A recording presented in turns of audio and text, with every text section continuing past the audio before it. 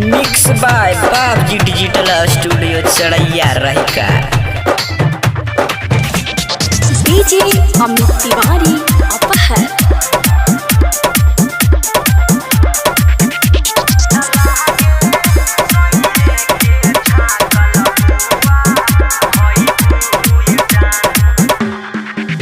फागुन महीना के आइल बारे डे ससुरबे में जान खइह घर पे। हाँ होलिया में देवरा संगे खेलबू तू रंगमा खूबेला गईबू ए जान डलाह के सइए के छाकल पुआ खइबू ये जान डलाह के सइए के छाकल पुआ खइबू ये जान। डीजे अमित तिवारी अपहर।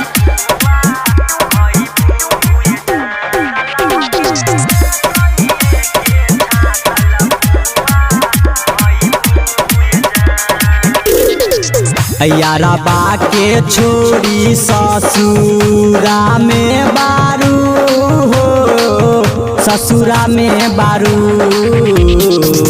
सैया तोरा रंग डाली है पी के दारू हो पी के दारू।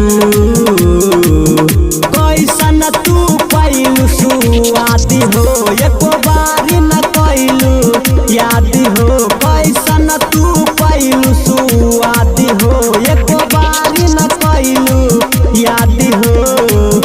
हर साल नैहर में तू होलिया मनावत रहलू आइलू ए जान तलागे सइए के छाकल पुआ खइबू ए जान तलागे सइए के छाकल पुआ खइबू ए जान।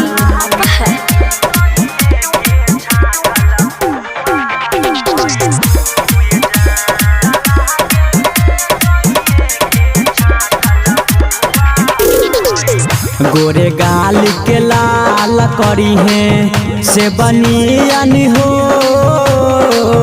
से बनियन हो।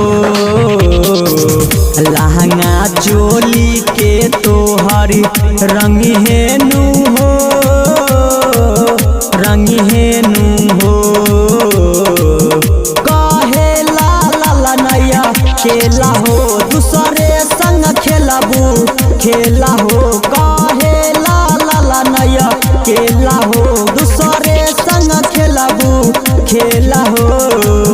राइटर अमित कुंदन मुनिल के साथ में मनइबू ए जान तलागे सइए के छाकल पुआ खइबू ए जान तलागे सइए के छाकल पुआ खइबू ए जान। Mix by Babji digital studio चढ़ैया रहिका।